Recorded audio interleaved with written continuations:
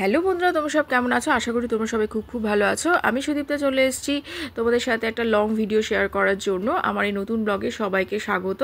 আশা করি তোমাদের ভিডিওটা ভালো লাগবে, স্কিপ না করে পুরোটা দেখো। আর ভালো লাগলে অবশ্যই লাইক কমেন্ট শেয়ার করে দিও, আর পেজটাকে ফলো করে দিও।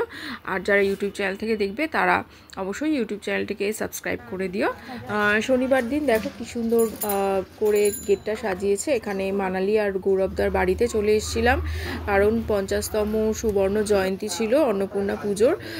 আর এখানে দেখো কত লোকজন এখানে নিমন্ত্রিত ছিল, আর পুজো চলছিল, মন্ত্রপাঠ চলছিল। ওখানে প্রথম অঞ্জলি হয়ে গেছে। এখানে ঠাকুরমশাইয়ের থেকে চরণামৃত নিয়ে নিচ্ছিল অনেকে। এখানে মানালি ঠাকুরমশাইয়ের সঙ্গে কথা বলছিল, আর দেখতেই পাচ্ছ এখানে গৌরবদা ভীষণ ব্যস্ত ছিল।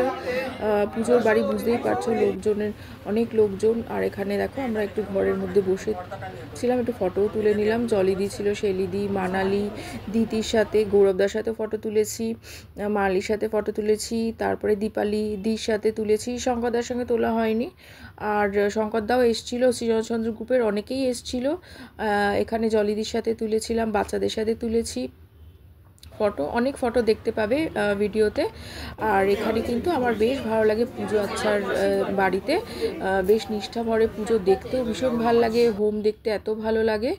আর ছোটোবেলা থেকেই তো এই পুজো আচ্ছার পরিবেশেই বড় হয়েছিলাম। আর সেই কারণে আসলে সকালে আসার খুবই ইচ্ছে ছিল, কিন্তু বাচ্চাদের ওই পড়ার জন্য দুটো টিউশন ছিল বলে অনেকটা বেলা হয়ে গেছিলো আস্তে আস্তে। তো এখানে কিন্তু ভোগেরও ব্যবস্থা ছিল, সবাইকে পার্সেল করে দেওয়া হয়েছিল।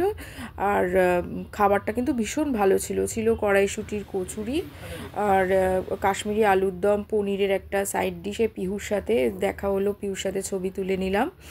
আর এখানে ছিল মিষ্টি, চাটনি, খুব ভালো ছিল কিন্তু প্রসাদটা, ভোগ প্রসাদ। আর এখানে তারপরে প্রসাদটা নিয়ে আমরা বেরিয়ে আসলাম। বেরিয়ে বাইরেটা খুব সুন্দর ছিল, তাই একটু ফটো তুলেছিলাম। এবারে বাড়ির দিকে তো রওনা দিতে পারে, বিকেল থেকে আবার পড়া ছিল। চলো, ভিডিওটা কেমন লাগলো অবশ্যই জানিও।